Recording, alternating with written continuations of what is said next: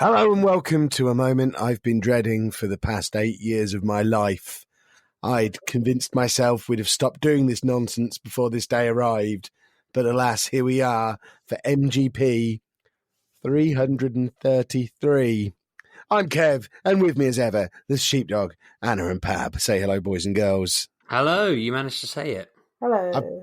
I started learning my THs at episode 33 all those years ago, where I made an absolute fool of myself. And I've spent the last 6 years or so practicing my to the point now where often when I'm trying to make an F sound, it comes out as a TH. I've gone the other way. I do it in my football manager videos all the time. Make a right mess of it. Hello, Pab. Hello. Sorry, yeah. Why are we saying hello to Pab?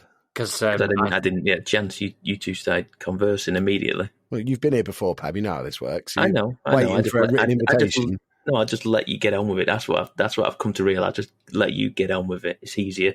It's probably for the best. I don't know how much getting on with it I'm going to be able to do this week. You might be able to tell that I have a little bit of a croaky voice situation going on. So if my delicious voice does disappear at some point during this episode, it's because it's finally given up on me. I've gone from not really speaking at all for the last 3 days to this is like the third hour of content I've tried to produce today on a voice that really isn't up to 3 hours of talking at all. So the listener is aware we've been sat here for half an hour and he's not being croaky at all. His voice sounded perfect. He was talking away, blithering on about football and shirts, and he was going to spoil films for Pab, and sounded healthier than ever. And the second the old microphone's turned on, he's gone, "Oh, I'm a withered old man."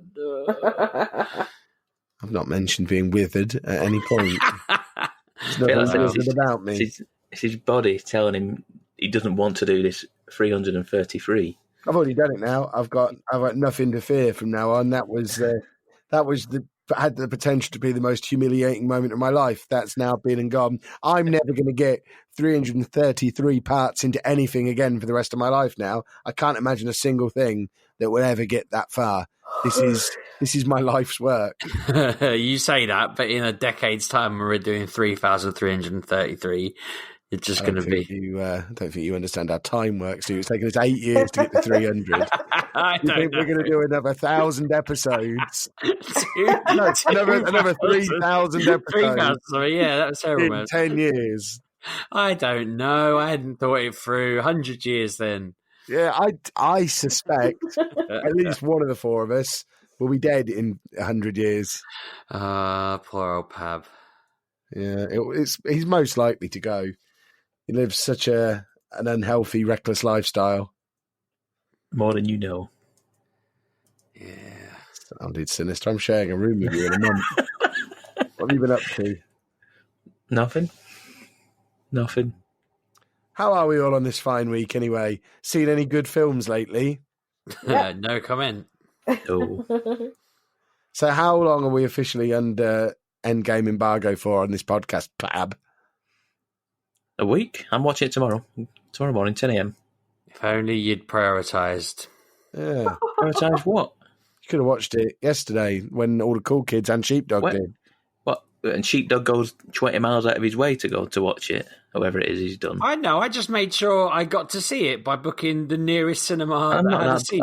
Don't you live just outside of the second biggest city in the country? I'm sure there was probably a cinema you could have got to. Pab. Me? I could have done, but the thing is, I hate people.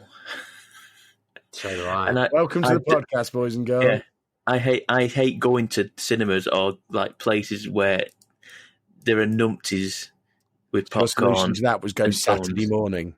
Yeah, when there's nobody there. I'm in the biggest screen with about 10 people.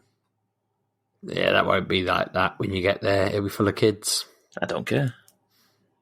I'd rather go there with kids than numpties. Or I was quite happy where I ended up because when I was cracking jokes before the film, normally my wife just tells me to shut up and gets annoyed with me, but the people to my right thought I was very funny. So that was good. I cracked jokes to her. They laughed. I never acknowledged them. They continued laughing at all my gags. Oh, wow. It was great. I was in my element. Whale of a time. I was in my element. So you were doing like a 5-minute stand-up set, were you? Oh, mate, you wish it was 5 minutes. My wife wishes it was 5 minutes. It was longer than 5 minutes. Oh, wow. It was observational comedy. They were banging on about their unlimited, whatever, Cineworld card. And the bloke in the advert, it was an expired card. I just noticed it. And quite a lot of people got a good laugh out of that. He was waving his card around, said it expired in January. It had It does sound like real, it was like top drawer comedy. off the cuff. I noticed it. They didn't. Mocked him. Went down like a house on fire. What are you going to do if you make it into the quarterfinals of Britain's Got Talent? You can't do that gag again. You need new material. Well, I'm sure I'll pick something out of the crowd. It would be great. Let's check everybody's wallets. Your driving license is out of date, you idiot. I was just asking Claire weird questions because I was so nervous, and I won't get into the film at all because I absolutely feel like people should be going into it completely blind. That's why I've been poking people in the eye all day. But is this the kind of material they got at Cineworld Huntingdon? It is. But no, I was so bloody nervous going in. I was convinced it was going to get ruined by some idiot, and I thought it had. As I mentioned on Twitter, some knobhead woman was explaining the ending to her child as I happened to be walking past her. But weirdly, having seen the film, nothing she said happened. So I have no clue what she saw or what she thought she saw. Perhaps she was just telling her kid how it ends so she didn't have to stump up 2 tickets and hadn't actually seen the movie. Maybe. I mean, I when we can finally talk about it, I'll try and explain what I think she might have been getting at, but it was a lot of leaps and twists and turns in my head to get there after the fact. Before the fact, I was convinced I'd pieced it all together. I was convinced I knew exactly what she was talking about because I was basing it off like stuff that whatever. I'm not going to get into it, but I was so wound up, and I thought I wasn't going to last 3 hours, and I did. It was fine. Old Man Sheepdog's Tiny Bladder made it 3 hours. Yeah, Old Man Sheepdog's Tiny Bladder was iron cast. It lasted 4.5 hours because when I got home, I was still just not in the need of going. It's the first time I've ever been to the cinema and not bought a gallon of Coke, though. Well, Pepsi. Which you'd normally drink before the movie starts. Yeah, and then wonder why I need a wee really early on. But this time I bought a bottle of water to wet my whistle, and I Did felt you drink really, any of that, or was that just for cleaning your whistle? I cracked it open and just wetted my mouth about 2 hours in and closed it again. And I felt like such an idiot. I felt like I was like, when a professional singer just does it before they're about to belt out their number one hit. I was just like sat there. I looked down and I thought, I'm going to crack that open, just swill it around. This is how normal people consume beverages. Not everybody takes an open drink as a challenge. I've never seen you make a beverage of any kind last longer than about 40 seconds, even a hot coffee. You take it. I think you're offended by the fact that there's a drink there that's not been drunk. I don't like leaving things unfinished. But no, I even considered spitting the water out, though, because I wasn't sure how far through the film I was. I sort of wet my mouth and then thought, well, where do I spit this? I was like, what on earth am I going to do with this? So then I swallowed it, annoyed, but it didn't affect me. It's affected the rest of us hearing the story about it. So many people asked me. I didn't realise how much I've been going on about it, but my colleagues asked me. All you've talked about for a year. It's all that's been winding me up. The second they said it was 3 hours long, didn't think I'd handle it. I had a chat with Bouncy on Twitter on DM because I asked him about intermissions and whether his place would do them or anywhere would do them, and he was telling me that they weren't allowed to do them, and Disney had set all these specific instructions about how it should be shown and what should be done, and I was just like, I'm going to die.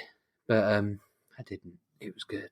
I mean, I have got a pack of adult nappies on my desk in front of me now. If you'd have had a genuine worry, they are on offer to anybody. I might go and hang out outside the cinema tomorrow, just offering adult nappies to anybody who feels like they might benefit from one. As I was walking in, I considered getting a wedge of napkins and just stuffing them down my trousers. Just in case. Just in case. Because I just thought, what's the worst that'll happen? I don't know. With like an empty crisp packet and an elastic band rather than a wedge of tissue. How was I going to get them? I'm not Tissues are just going to break down. If you wee into a pile of napkins, leave it there on your crotch for an hour, that's just... you've put tissue in a washing machine before, haven't you? You just end up with wet little tissue flakes all over your trousers. I thought I'd let a little bit come out and then I'd just throw the napkin. You are not capable of letting a little bit come out. Once that if you're worried about weeing during the movie, then you can be damn sure that if your flow starts, it ain't stopping. You are not man enough to stop your urine flow midway through. I've been practicing, I'll have you know, because I thought that might be the answer to get me through the film. Starting and then trying to cut it off is never an answer. Speaking as a man who was a travelling sales rep for several years and had to train his bladder to actually not be used all day, other than as a storage thing. I mean, I wasn't ignoring it entirely. The last thing you want to do is tease your pipes with a little bit of a wee. You want to keep everything on full lockdown. Okay. I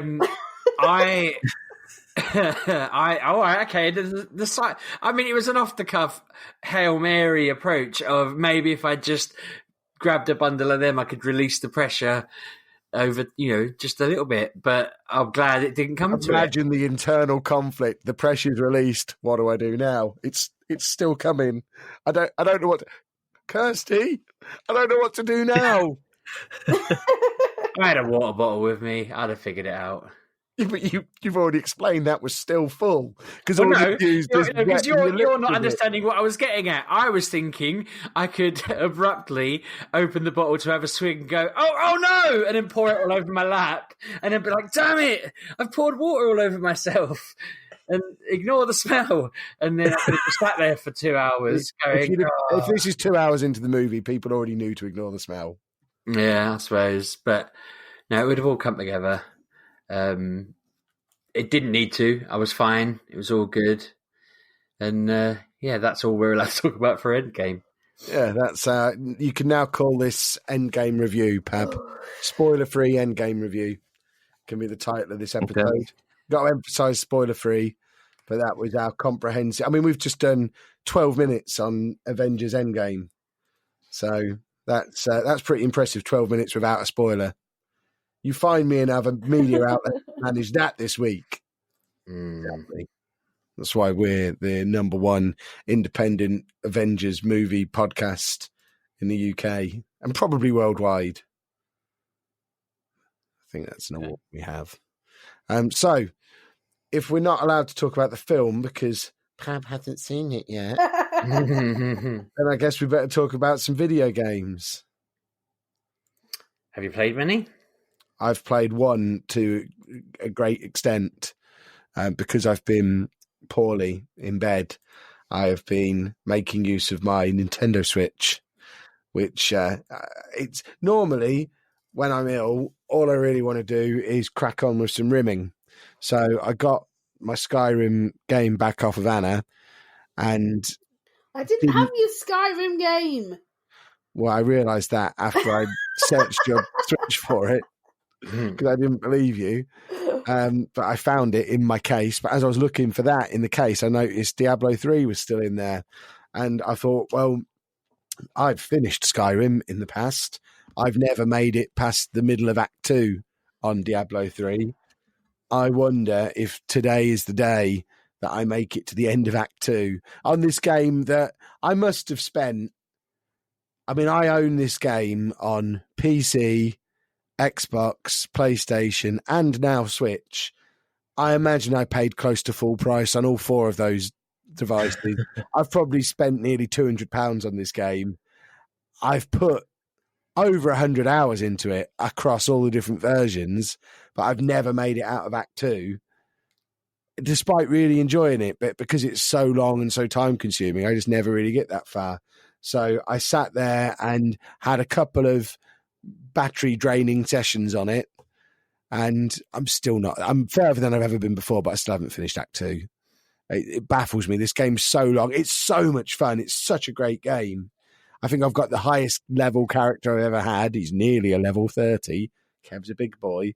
But it's just brilliant. And I know we talked about this when it first came out on the Switch, and it was we discussed it as a technical marvel then because of just how much is going on the screen, and the Switch doesn't miss a beat. It gets very hot, but it doesn't miss a beat. It doesn't slow down, and it's just insane. It's like playing the PC version, but on a tiny little screen with better controls because it's got the console exclusive special roll thing that you couldn't do with a keyboard and mouse.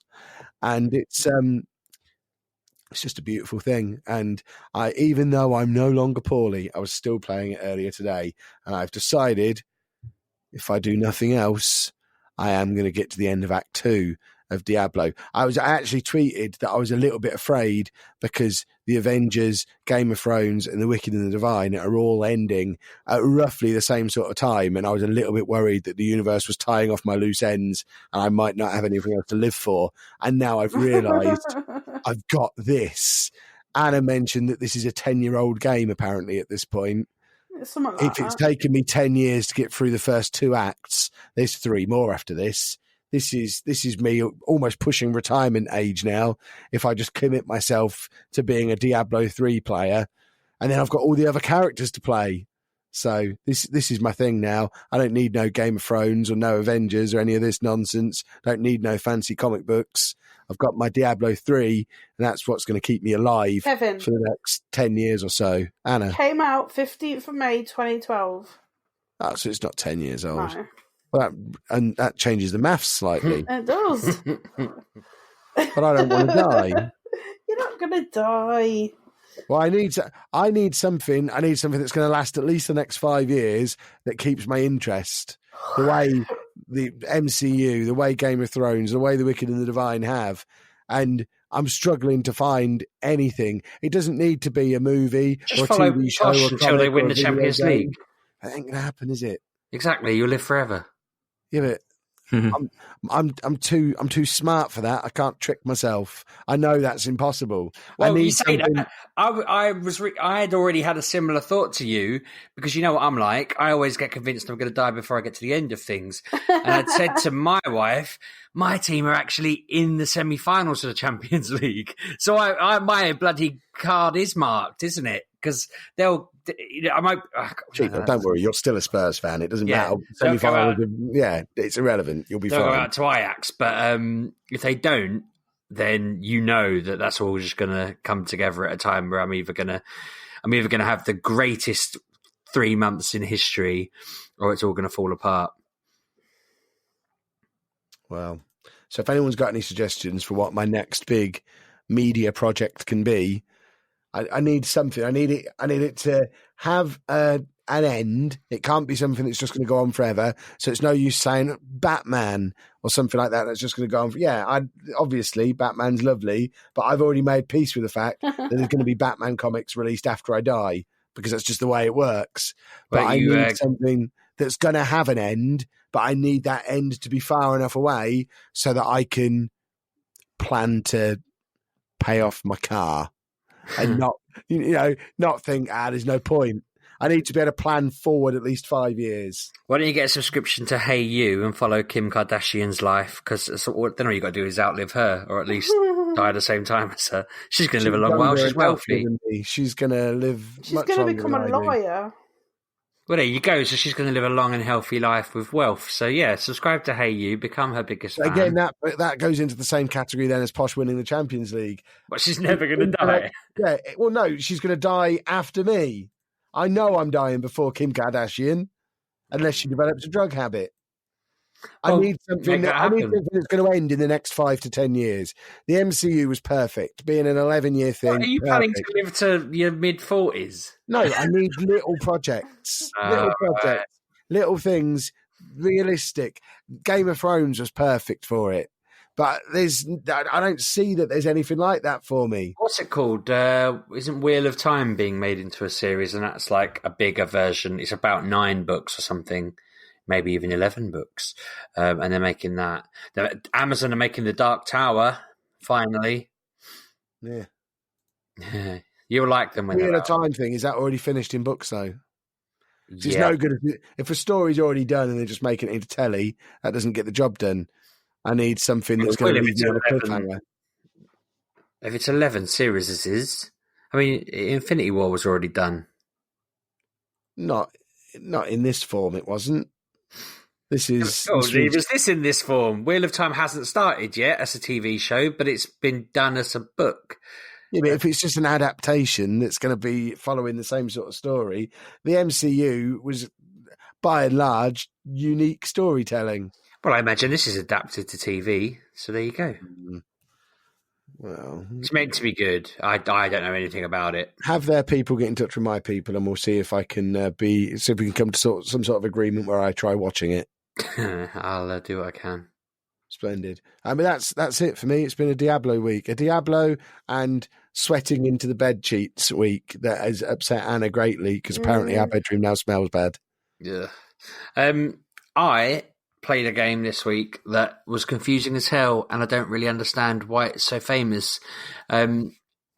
Years ago, my kids kept banging on about playing like a game in real life that they kept calling Hello Neighbour, and I didn't know what on earth they're on about.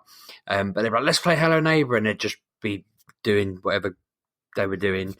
And they'd ask me, do you want to play it? And I'm like, I don't know what you're on about. And it's like they were saying hide and seek or something, and I just couldn't grasp what nonsense. So I just assumed it was a northern thing that you lot played at school. And then when I went to... You're not addressing me when you say northern. When I went to America last year, we went into whatever is it Target or something like that? One of their cool people stuff, or whatever's trendy. And Ollie was like, "Oh my god, they've got Hello Neighbour stuff!" And it was like all these little mini pops of Hello Neighbour characters.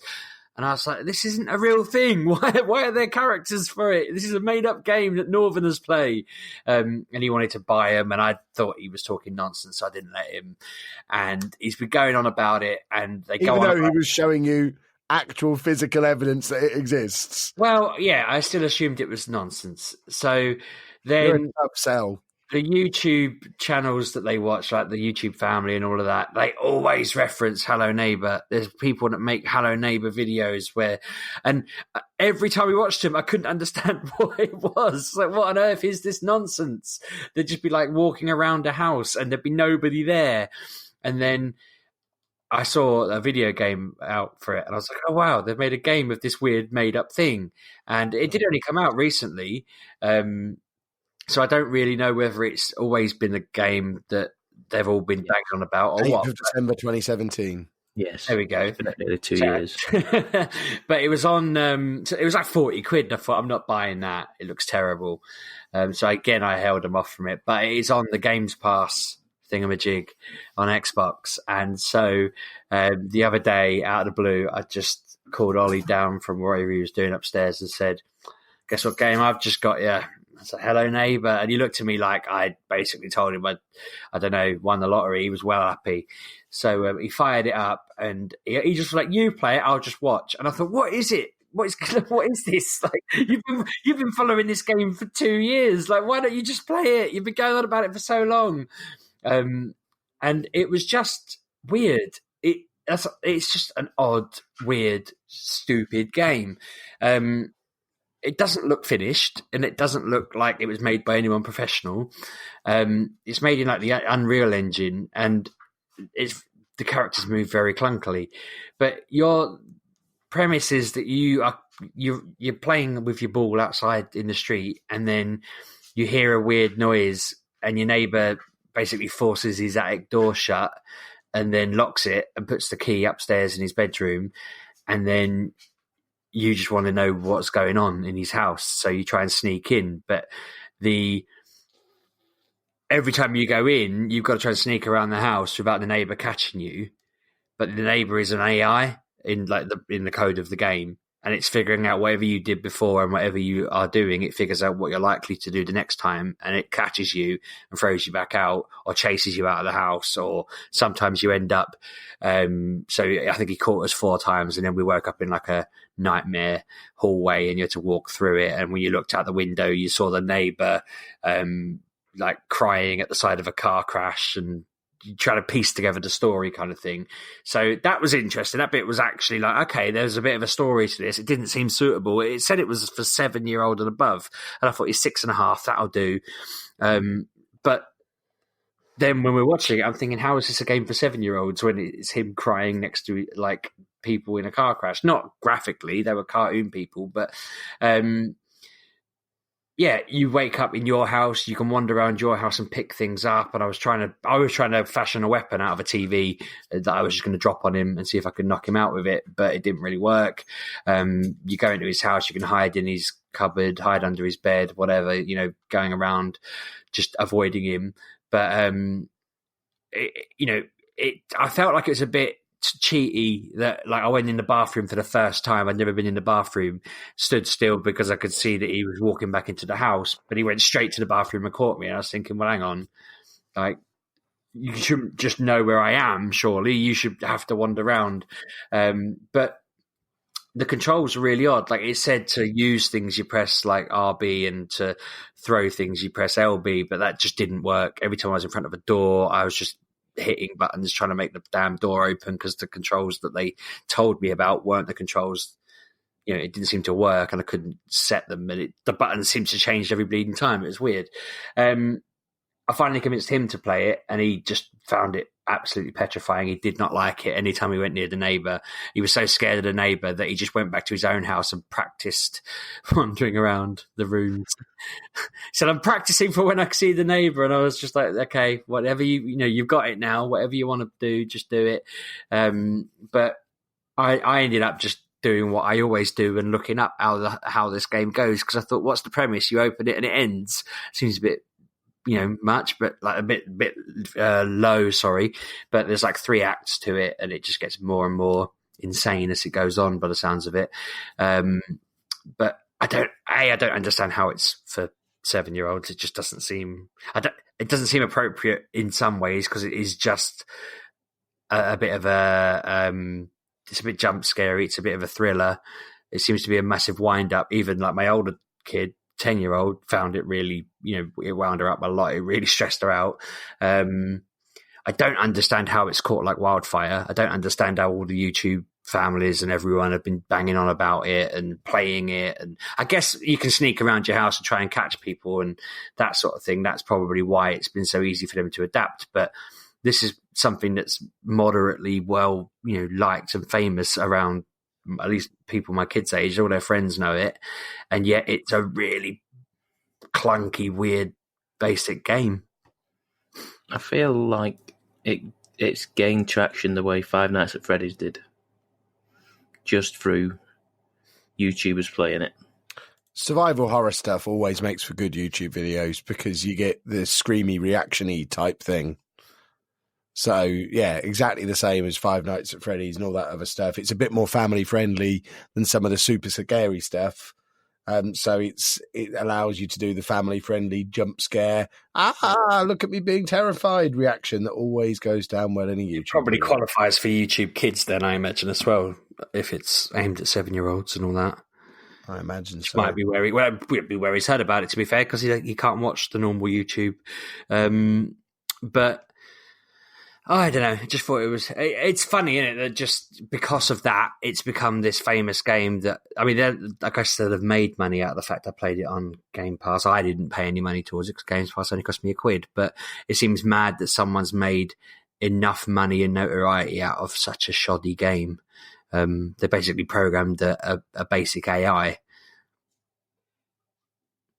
But yeah, that's my review. It's a basic. Yeah, this has got 38% on Metacritic. Yeah, but Really? like Ollie was so excited when I told him I'd got it because he's essentially been talking about it or watching it on videos or it being mentioned. By this point, I kind of knew, if you'd have shown me a picture of the Neighbour, I'd have known that was the Neighbour from Hello Neighbour. As to say, like a year and a bit ago, I was just like, I'm not buying you some faddy character from something you've barely heard of, sort of thing. But yeah, it's just bizarre. 38% on Metacritic, yet it's known that widely and has done that well. I mean, fair play to him, but I honestly think the AI bit is probably the biggest challenge. But there are lots of programs out there now that you can adapt. And I mean, I work with a lot of AI companies in security at work, and they all say a lot of that is just running the base algorithm through enough times on enough computers or whatever. So it doesn't seem beyond like. We've got degrees in IT. We could probably make an AI that did something on the par with this. The rest of it, though, I genuinely believe still do Hello World at this point. I genuinely believe anyone could have made the rest of this game in Unreal. I've made Unreal maps before, just for fun, on my own in my house. I could have done better than this. Picking up. If you come into MGPX this summer, you'll be able to play Megastan, Sheepdog's greatest creation. I don't even know where that is anymore. I don't think I even have a copy of that anywhere. But no, I promise that at MGPX every year. One day you'll bring Megastan along. I bloody won't. As I mentioned, I don't know where it is, and we don't have a Xbox 360 with an indie platform thing. Someone listening will. Someone dev kit will. Yeah, no one has an indie dev kit for an Xbox 360 that's still live. Someone listening will. If someone provides one of those, you can dig out your dissertation and recode the thing. I think I probably could do that. I bet there's a copy of the code in the dissertation. I would just copy and paste it into whatever what's it called? What was the Microsoft Cody job called? All right. Did you miss the bit where I said I couldn't even do Hello World anymore? Visual Express. I don't know. Yeah, that sounds a bit right. I don't know. But yeah, I mean that hands down, well done to them for making a living out of such a shoddy thing. It annoys me that I can't do it. I need my brain to have ideas. I keep hitting it and it won't do it. So I can't remember what else. Drifted away from being a game review at the end there, didn't it? It did. Have you seen? This is a slight move away from review, but whoa! We've still so on topic throughout the rest of the podcast so far. It's still gaming. Okay. I wanted to ask if you've seen the Harry Potter. I can't remember what they're bloody calling it. World of Wizardry. I have my username reserved. Yeah, I'm kind of like, I don't know whether to just boycott it on principle. Is it actually out? It's coming up, and I was reading a thing where they said it is totally 100% different from Pokemon Go. In this one, you have inns, not stops, and when you go to the inns, you can cast a spell to make items appear, and you can cast a different spell that means items appear over a longer period. I mean, you realise this is going to be bigger than Pokemon Go ever was. I don't think it will. But Harry Potter as a franchise is much bigger than Pokemon.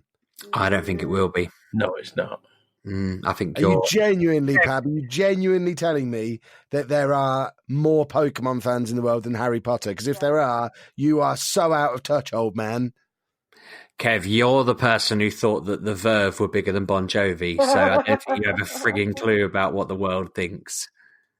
I think you two are looking at it from a very blinkered 90s kid, used to watch it on the telly, therefore Pokemon is the greatest thing ever. If you weren't in your very tight little age group, slightly older like me, Pokemon wasn't really a thing. Slightly younger, it had been and gone. For that 4 or 5 year age group, it was the biggest thing ever. Harry Potter's been the biggest thing in the last 25 years. Yeah, but you're forgetting this game has absolutely no connection to it other than it's some nonsense map that you're going to wander around and cast a few spells in. I don't think this game's got the longevity in the slightest. It doesn't need the longevity. It needs to last 3 weeks like Pokemon Go did. And it didn't last 3 weeks. People walking into the sea and queuing up in Times Square. And that won't happen. It won't have that. People are blasé about this now.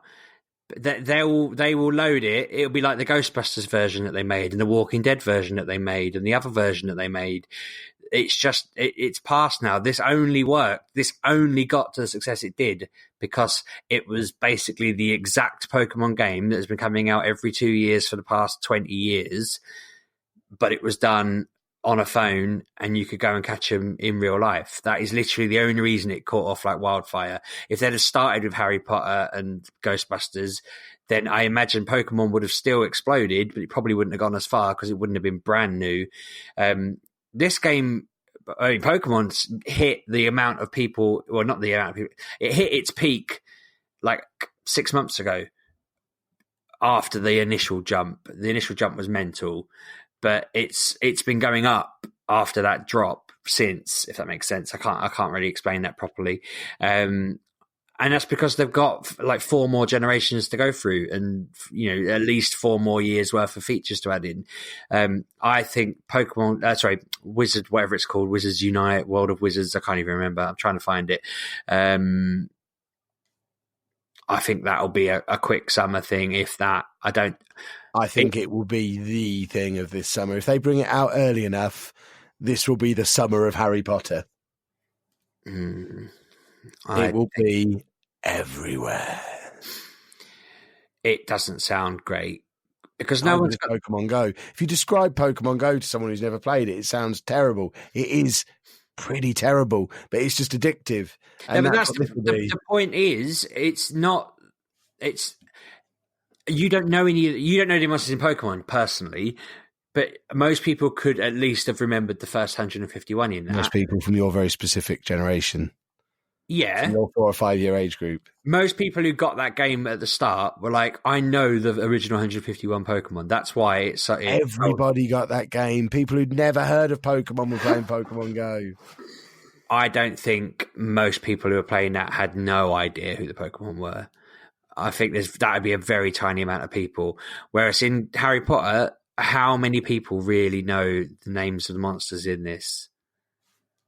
Really? I know as many Pokemon monsters as I do Harry Potter monsters. I don't think that's true in the slightest. I'm pretty sure if you'd have taken my knowledge from the start of Pokemon Go to my knowledge at the start of Harry Potter, then I would say they were pretty much even. I could have named 3 or 4 Pokemon when Pokemon Go came out. I reckon that's probably not true. Or at least that you recognise them visually, whereas I don't. I'm looking at pictures. I'm thinking I have no idea what these things are. And, that's what everyone else has been like about Pokemon.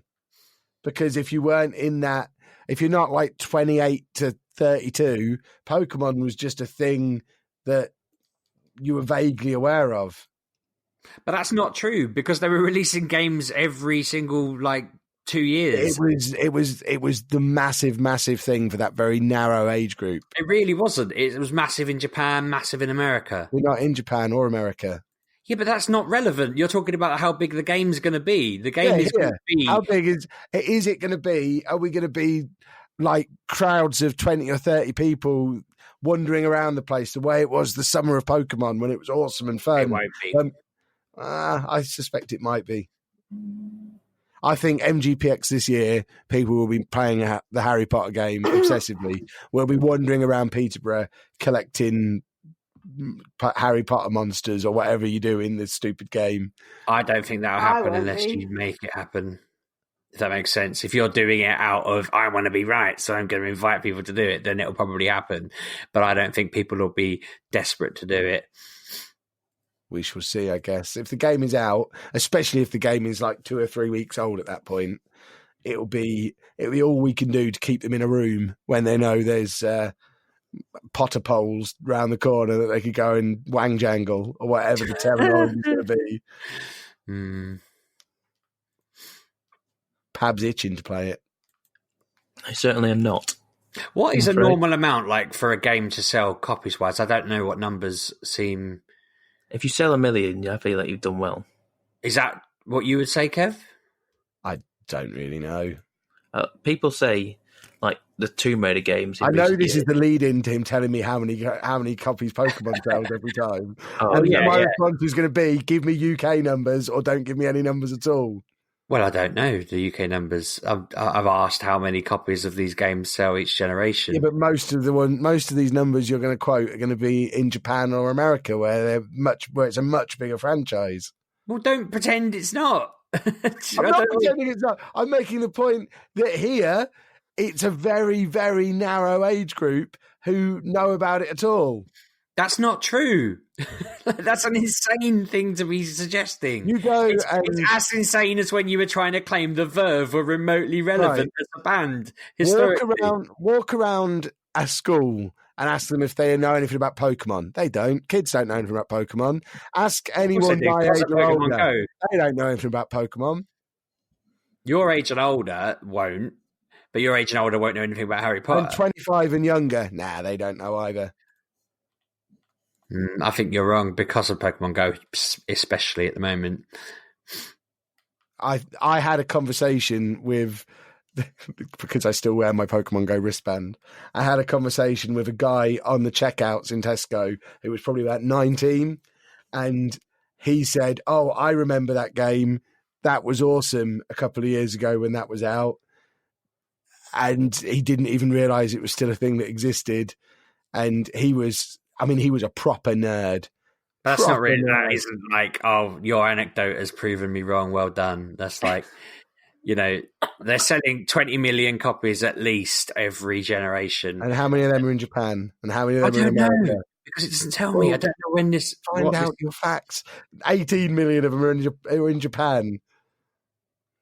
Even 2 million for the UK is pretty good, though. Right, but you're right. So you would probably assume that Super Mario was quite a big franchise with Mario Kart and everything, and it's only a couple of 100 million behind that in sales in a much shorter time span. If you're genuinely trying to suggest that Pokemon is anything close to the cultural phenomenon Mario was, you are insane. I'm trying to tell you that if you look at the entire Mario series, they have sold 570 million copies of Mario games in any kind of way, shape or form. And when this was written, and this doesn't include Pokemon Sun and Moon or Ultra Sun and Moon or Pokemon Go in this stat, but it says that 300 million copies of Pokemon games were sold up to the point X and Y existed, which was... I think 2013. So it's been 6 years since this stat was taken, and it was already 200 million behind Mario, and at that point was ahead of FIFA and GTA. So I think you're talking out your backside, Chapman. Goodness me, can't you tell it's his little favourite thing? He's so defensive of it. Harry Potter is bigger than Pokemon, which was the original point I was making, and you just can't pretend that's not true. I don't know whether it's true, really. I know that in my house, I've got a massive Harry Potter fan upstairs who's obsessed with it, and she's 10, so it's doing quite well with 10-year-old girls. But I just don't know. And if it wasn't for you, your kids wouldn't know Pokemon existed. I think that's probably true, within reason. Because my kids aren't really aware, other than they know Pokemon Go was a thing and I still wear a wristband. They are not remotely aware of Pokemon as a thing that exists, but they certainly know Harry Potter. Oh, Harry Potter sold 400 million books. And then I think there was a couple of films as well that were quite popular. I think you'll find there's like 15 Pokemon films that are quite popular. Amongst a certain type of pasty nerd. Goodness me. Only joking there. Those cinemas were bloody packed, by the way, when they did bring out those films. The more recent, I don't know about like 12 of the films because I didn't go to the cinema to see them, but the two that I did see, the cinema was packed. Probably not as packed as you'd imagine a Harry Potter on release was, because I only saw these on limited release in the UK. But I forgot the. Yeah, I went to see a Harry Potter film on launch day, and they were queuing out the. Yeah, I did. I saw it at midnight. Yeah. I think it was the third one. I saw it at midnight in Coventry.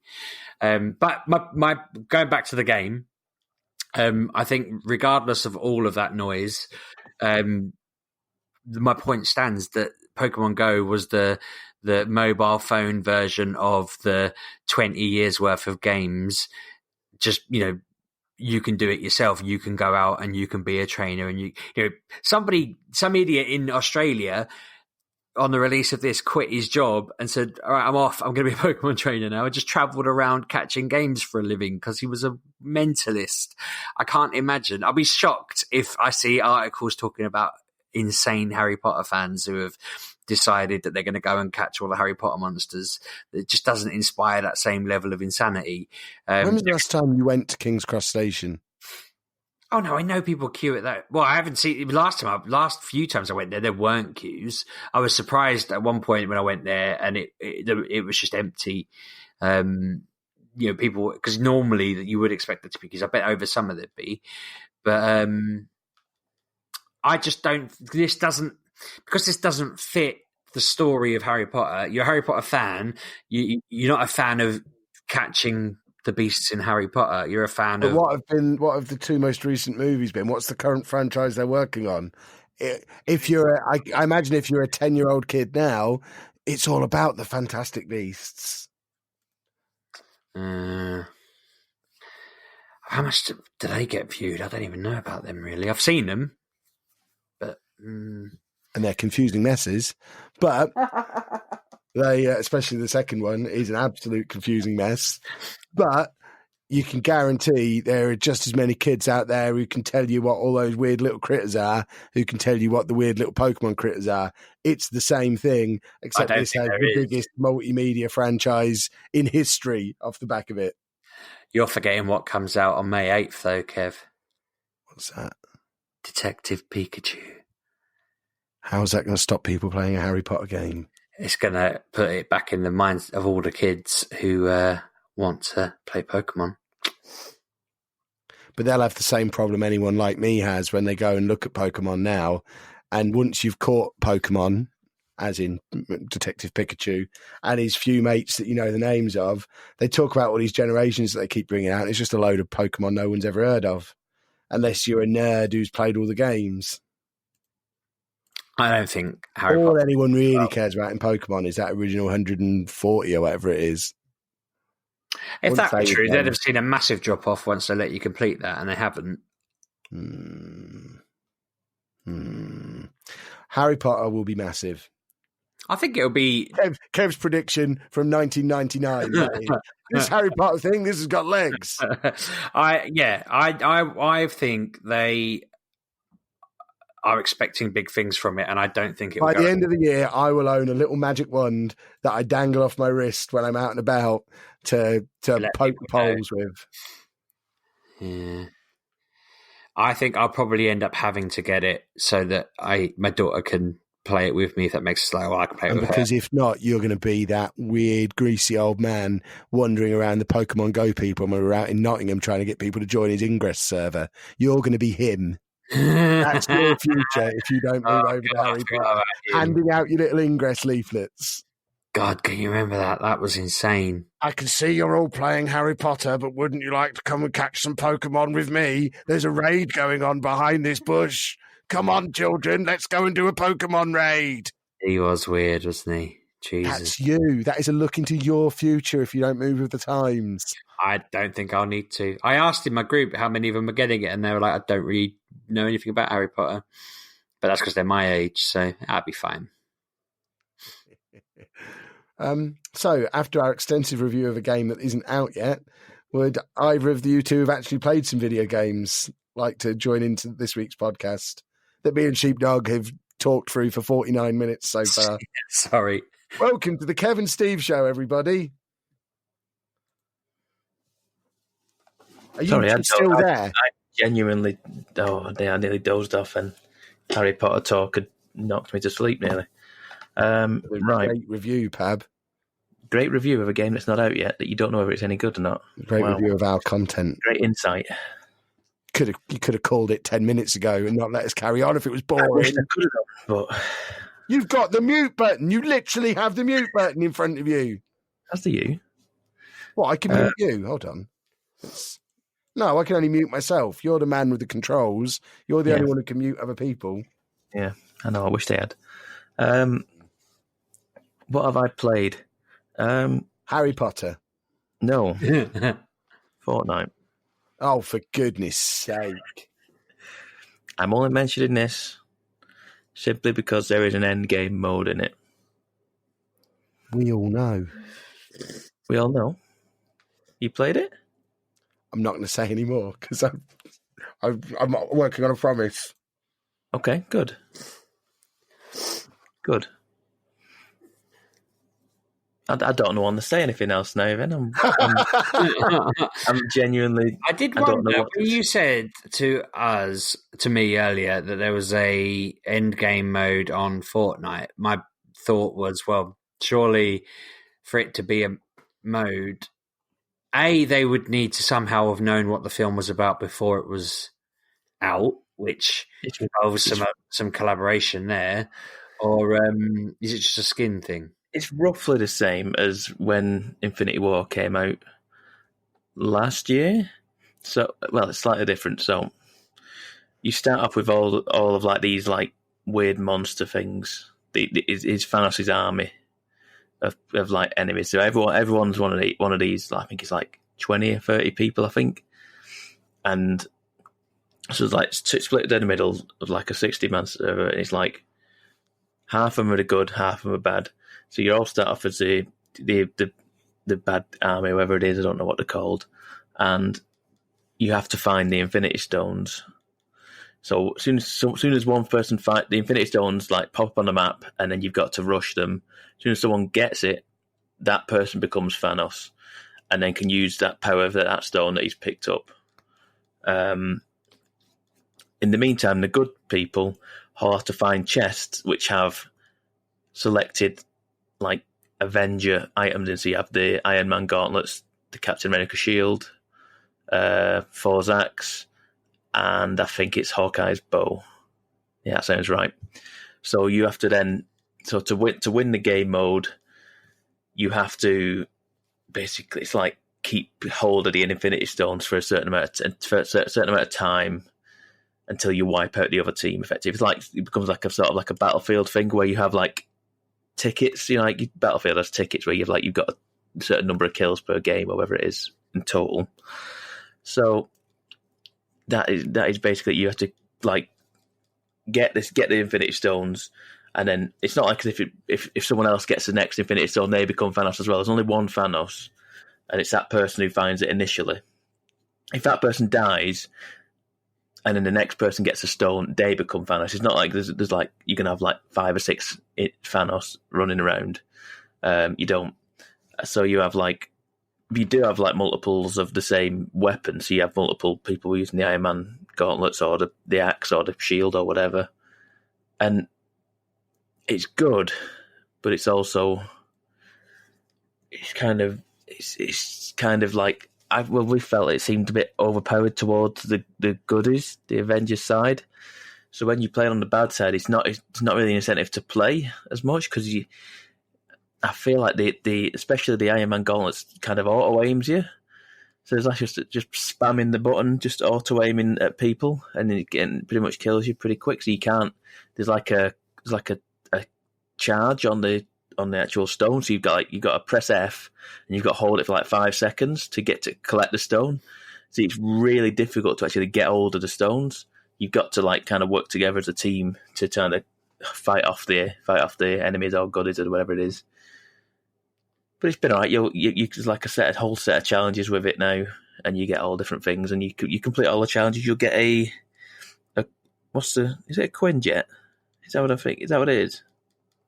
Is that the Avengers plane thing? Yes. It sounds right, doesn't it? You get one of them as a glider if you complete all these challenges. So I'm like, I'm all about that, and I've got to do all these challenges, even though I prefer the main game to it. It's a nice change to it. It's a nice like separate game mode to it, but it won't become the be all and end all of Fortnite, I'm afraid. So that's my brief mention of Fortnite. I've ridden and back and played Strange Brigade. Yay! Yeah, Was this Anna's fault? No, Anna mentioned it last week, and I had bought it the week before, and not had a chance to play it yet. It's all right, isn't it? It's all right, Strange Brigade. It's not bad. It's not easy. I don't think in places it's not easy. It's like it does give me. There is a story mode to it. Unlike it does give me like vibes of Left 4 Dead a little bit, in a sense of like you're running through this map and then it becomes gated off, and you've got to kill like hordes of enemies to come, and then it opens up again and you move to the next area. And another kill room where you've got to do there's like puzzles in it and stuff. Yeah, it's pretty good. I enjoyed like just finding random things. Like, hang on a minute, come back here. I was like, go back here. We've got to do this puzzle, and you've got to there's like puzzles you can fail. Yeah. I didn't realize that. I was like, okay, I'm just gonna just mash this, and I was kind of trying to brute force the puzzle, and I failed it. And it's like, well, that's that done.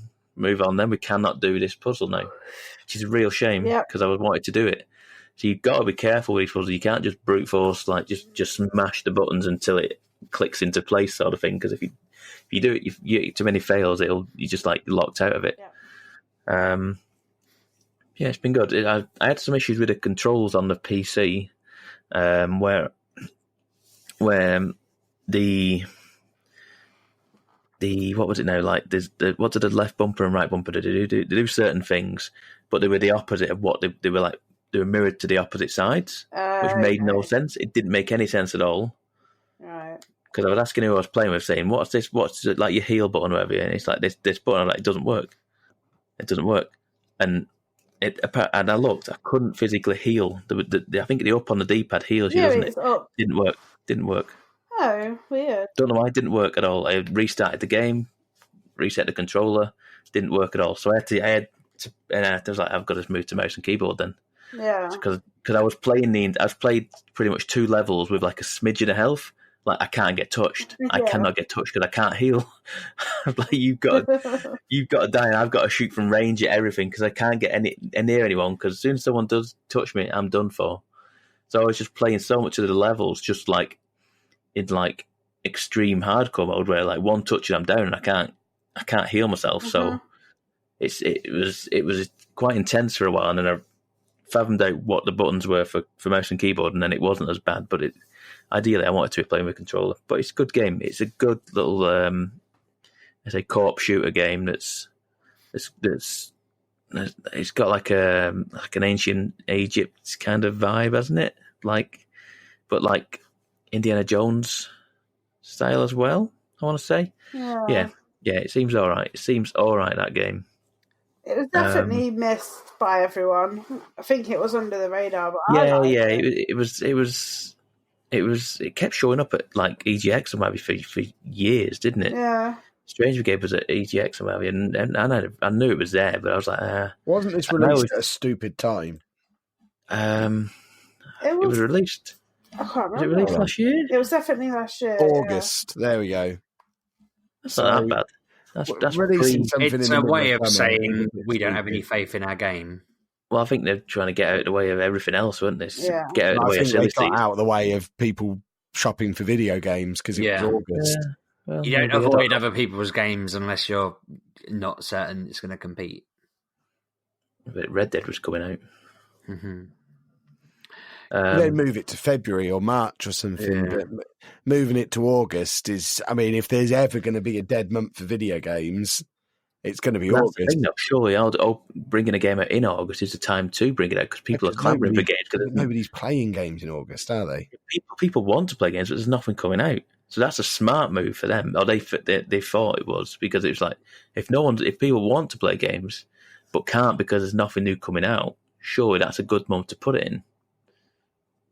Well, I think what they taught the whole games industry is it's not that people want to play them, but there's nothing there. It's that even if there is something there, people don't want to be playing games when the sun is out. They could be doing something else.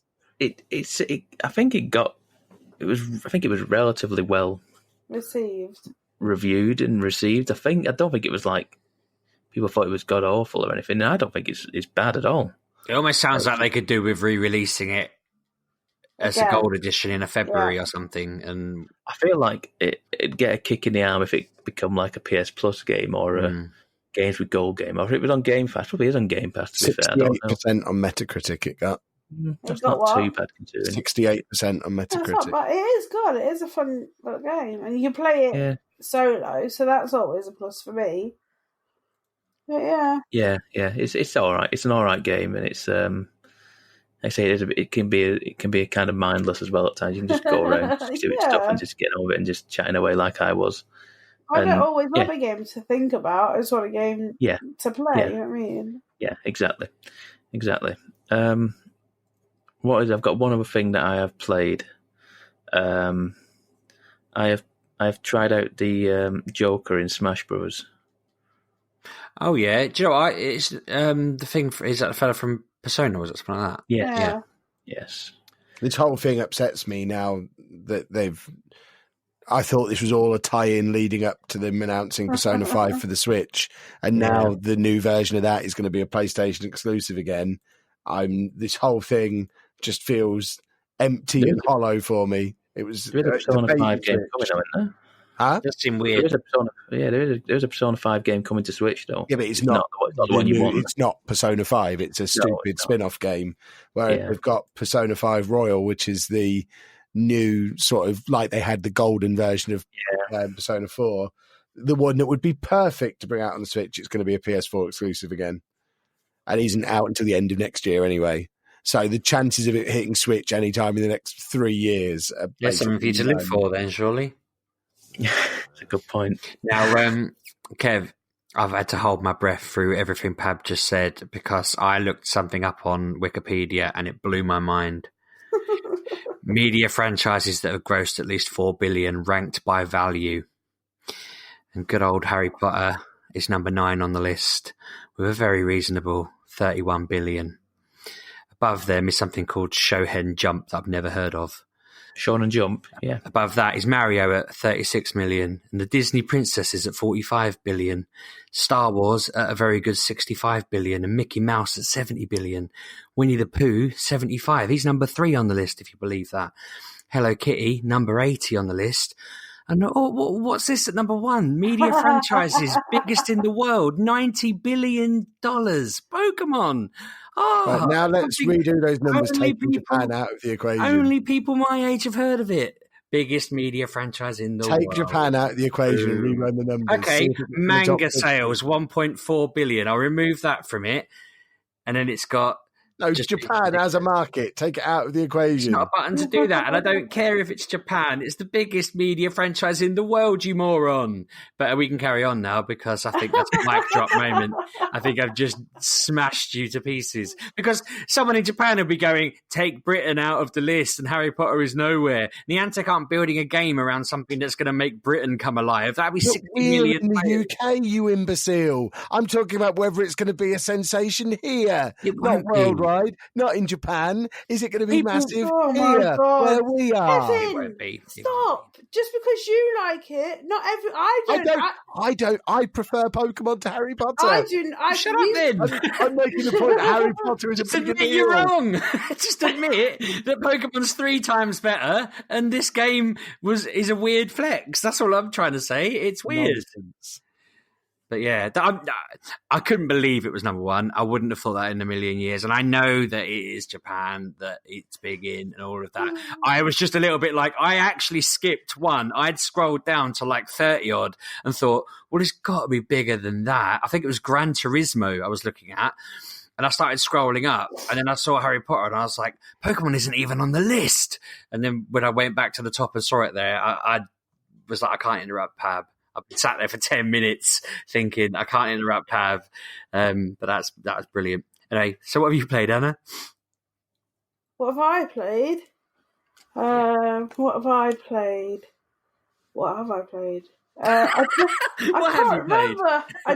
can't. I wish I'd known you were going to do this before I ranted on about Pokemon. I could have gone, well, I've got something to talk about while you think. So I played some Far Lone Sales. Yeah. This is an independent game, an indie game, and it's post-apocalyptic, and you have a vehicle on a big wheel, and you have to go left to right, collecting fuel and puzzles, and you're this little red thing person, and I need to sneeze. It's gone. I'm not very well. So yeah, you have this vehicle that has like a massive wheel, and you have to keep putting fuel in it to carry on your journey. And as you go on your journey, you get some sails, and then you can use the wind instead of the fuel because you'll run out of it. But then when there isn't wind, you use the fuel, and then you get a vacuum that gets more fuel. It's just a nice little, no words. You just go left to right, working your way through the world. I don't know what the end is because I've not got there. But it's lovely. It's just like a grey background. Your ship is like bright red. And you go on your journey, and it's all about management of where things are. Because if you don't have fuel, your card will just get to a stop. So you have to go on, make sure that the fuel thing, where the fuel goes up and into your barrel thing, is full. And while that's going on, you have to make sure nothing catches fire, because if they catch fire, you have to put the fire out. And then if they short circuit, you have to go and make the circuit not be shorted out. So it's all about management, but it's just a game with a nice soundtrack that you can just watch and do a few actions with, which is fine with me. I like a game like that. It's just... And then I played Horizon Zero Dawn from the start. Again, my third time. I've not finished this game yet. I want to so bad, but I keep forgetting or getting diverted off. So I've started again on a different profile just so I can get my bearings, and then I'm going to go back to my old save because I remember it says when you go past this point you can't go back. Mm-hmm. So I just want to get to, like, know how you get to them pyramid things in the mountains? Yes. I want to get as far as one of them, just so I remember what they're for, and then I'll go back to my save and finally finish the game, and then maybe get the Frozen Wilds, because at the moment that's a $5 on the PlayStation Store for a few more days. So I might go and buy that because it looked good. And then on Thursday, I got another game called Days Gone. I don't know why I got this. I don't really like it, but I have played it. I don't understand. Like, I've heard other podcasts praising the game, and I'm thinking, what are they seeing? Because I ain't seeing it. I don't know. I don't know if I like it. Like, I played it this morning. I enjoyed it more, but that was because there was no Kevin and there was no sound. It was just me in the game. And I think this game relies on you hearing it.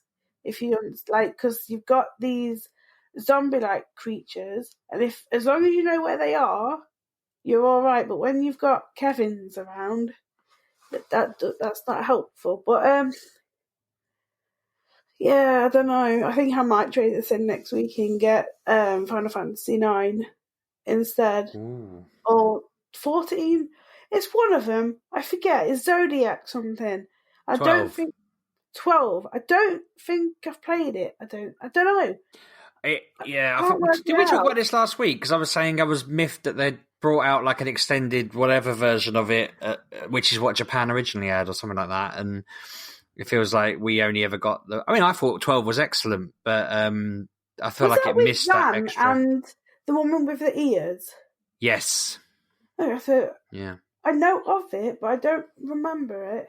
I remember thinking it was really grown up. Like, it felt like they'd looked at the Lord of the Rings films and all the things like that, and got how big and epic they all seemed, and gone, yeah, let's make something that we're aiming at adults. Like, even though they're all kind of just aimed at gamers, aren't they?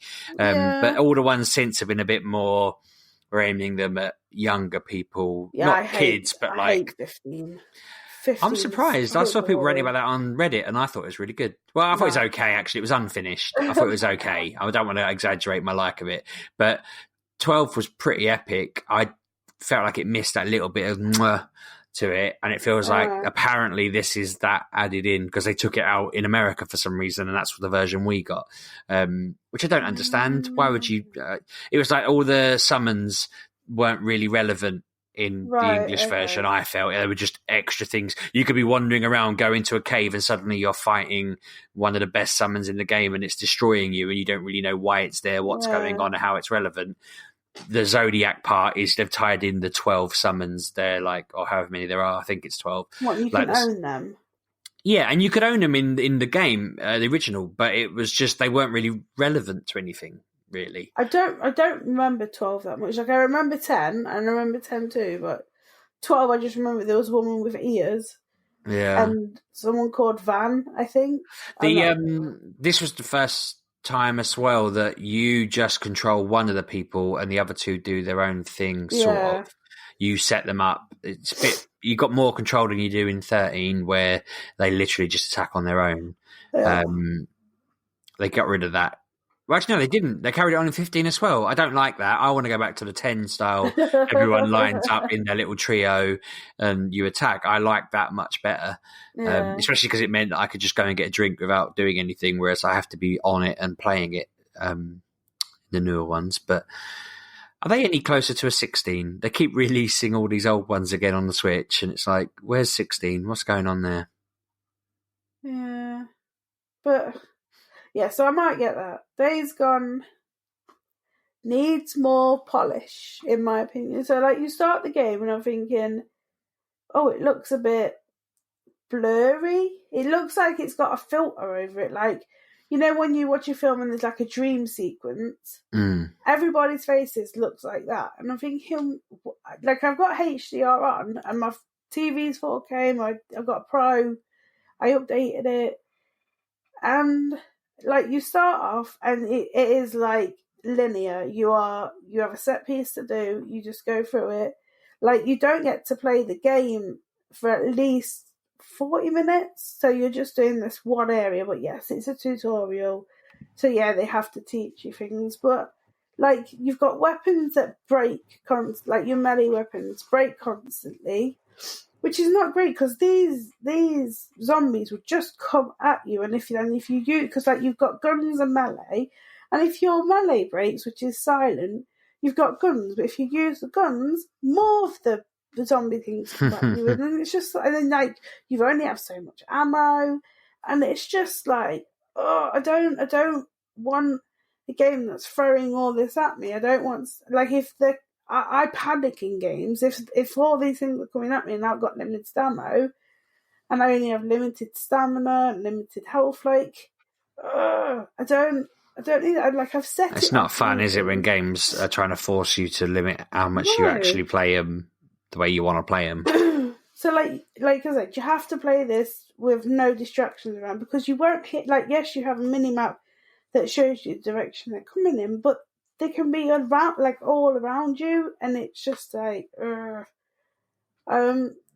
So, like, you have to go to like these like centers that are security centers, like where the people would go for help, and you have to like open them with a generator. But before you open them, you have to cut all the wires to the speakers, because if the speakers go off, the zombies will come and then they'll overtake you, which is annoying. And when you get in there, that's how you can upgrade your health, your stamina, and focus. I don't know what focus is. No, I've not been told that, or I haven't read it, but I still don't know what that is. And that's the only way you can upgrade them to be, because that's like that they got a special injection. There is a skill tree of sorts, but you can. So there's like 15 in 3 sections, but you have to get so many in the first section before you come on to like level 2, level 3, level 4, level 5. And I'm thinking, but I want that skill. I don't need that skill of plants. I need that skill with headshots. But I don't know. I'll give it a couple of more days, but I haven't enjoyed it. And I thought I would, because like PlayStation exclusives have been really good. Like, you had Spider-Man, you had God of War. They had a very fancy stand at Insomnia last weekend. Yes, they did, but it's not. It seems like it needed another 6 months. It's like It's like the Last of Us world set in. It just looks like a Daryl simulator. Yeah. Yeah. I thought that on the advert. No, I like Daryl, but I don't know. I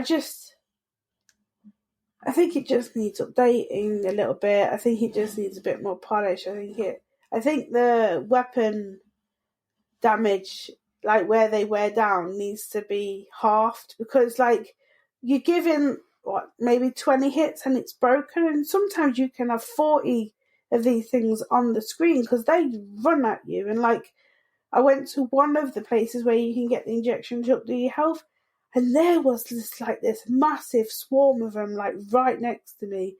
One saw me, and they all came for me, and that's not fun. And like they run at you. You can run away, get on your bike, and go, but your bike needs petrol. If you haven't upped your petrol, you can't go, and they'll run at you and chuck you off your bike and stuff. It's like, ugh. Obviously, I was too lazy to queue up and play this last weekend, but the general gist from people who were at the event last weekend who did queue and play this was kind of wish I hadn't queued up to play this. Yeah. So it didn't go down very well with the wider gaming public at Insomnia last weekend either. I don't know what it is. It just seems I don't like to game as much. Like I've not enjoyed Division 2. No, I think it's more this isn't a very good game. Yeah, but like Division 2, I love Division 1, but Division 2, days gone. As a posh fan, I know that feeling. But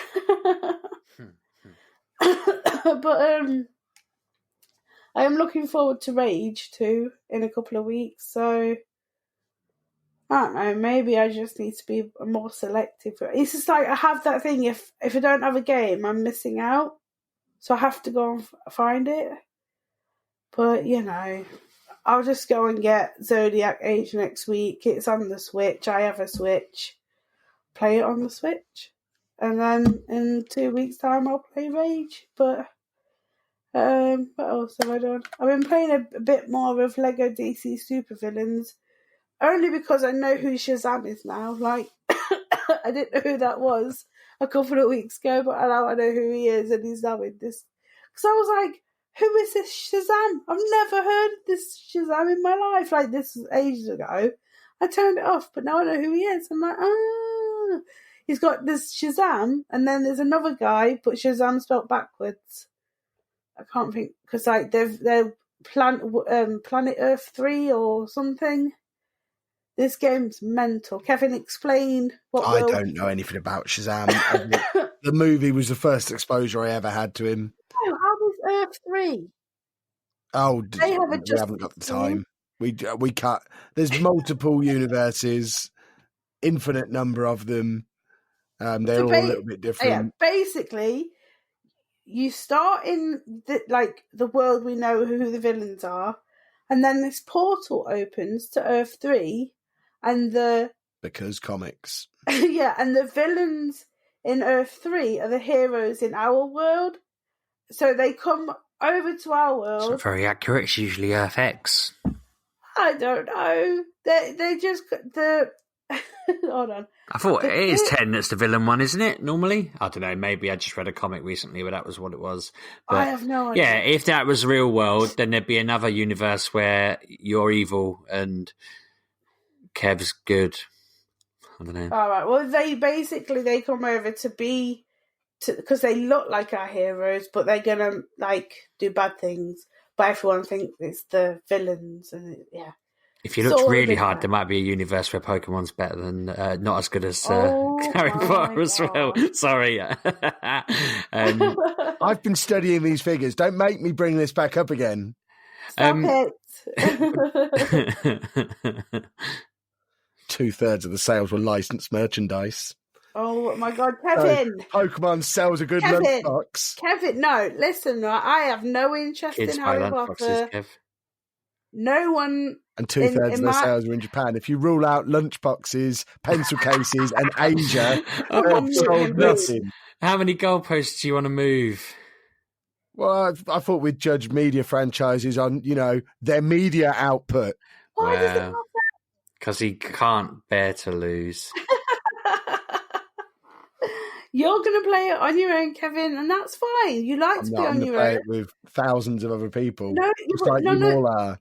None of our group is going to be going, I have no hello, fellow children. I like Harry Potter too. And then he'll be the weird pervert.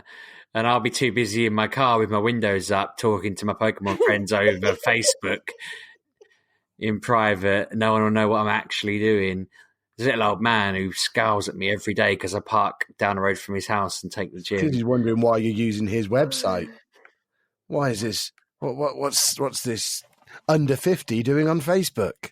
What's this all about? What are you on about? I was talking about Facebook I parked outside his house. All right, I wasn't talking about Facebook. Man. He can't see that I'm on Facebook because I'm sat on my phone outside his house playing Pokemon. But I keep wanting to just say to him, we don't own the roads.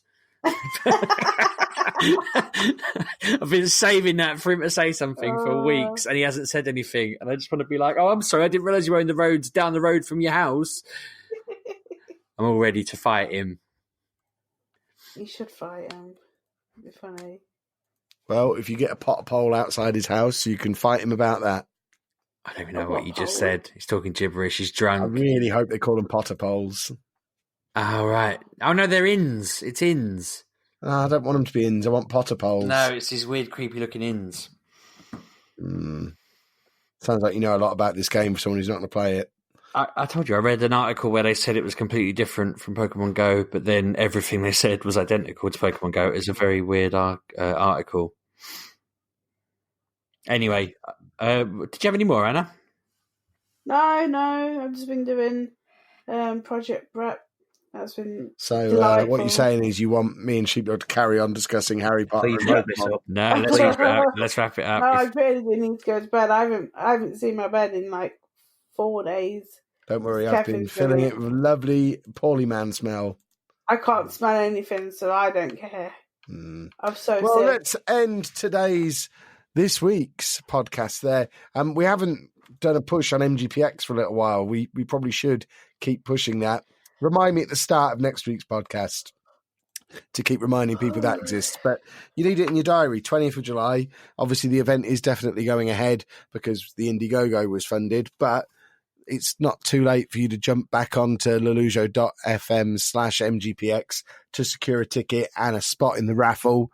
If you're planning on coming, or if you just want to turn up on the day. But it's always helpful to give us a little bit of a heads up that you come in, even if it's just a tweet saying, yeah, I've not bought a ticket, but I am going to be there, just so we've got a rough idea for numbers, so Sheepdog knows how many sausage rolls to bring and that kind of thing. You're doing the catering, aren't you, Sheepdog? Yeah, I'm going to cook it all with a bowl and a big wooden spoon. Harry Potter style. Yeah, basically. Excellent. Something about Twitter. I don't remember how I end podcasts anymore. Did you know? I'm at Lelujo. And I'm at RB6K. I'm very confused, Miss Lelujo. And I'm at Pab1986. It's a long username, Anna. I'm just going through the PlayStation store, and I went on featured, and I was like, oh. And it says meat, as in MEAT, new Doritos flamed grilled steak, and then there's an actual advert. I don't understand what is happening. You're going a bit Sheepdog here. An advert on the PlayStation store, by the sounds of it. It's what, sorry? A Doritos advert on the PlayStation store. I don't know why. Don't go Sheepdog, Anna. Don't go full Sheepdog. They've sold advertising on their paid platform. Why? Because you they can't like moan money. about it. You can't moan about it. Kev doesn't allow it. What? You're not allowed. No. I go down. It's called doing a sheepdog. You can't do it. And then it said featured, and it has Doritos. Why? It makes no sense. It just says a new player has entered the game. What? I don't want to play with new players. I don't understand their advert. It makes. Do you want to know about new crisps or not? No, I don't. But you love crisps. No, yeah, but they're corn. I can't have corn. Well, they're not crisps, then, are they? This is old ground. Yeah, come on, yeah. Don't make us wheel out the books. They're available on Amazon. I was looking the other day. You can still buy them. Yeah, I don't know where the money goes when you do, but you can. Into an old PayPal account that we find every 3 years or so, I think. Probably. Just dig that one out next. Oh my god. See you next week, boys and girls. Have a good week. Bye-bye. Thanks for listening, folks.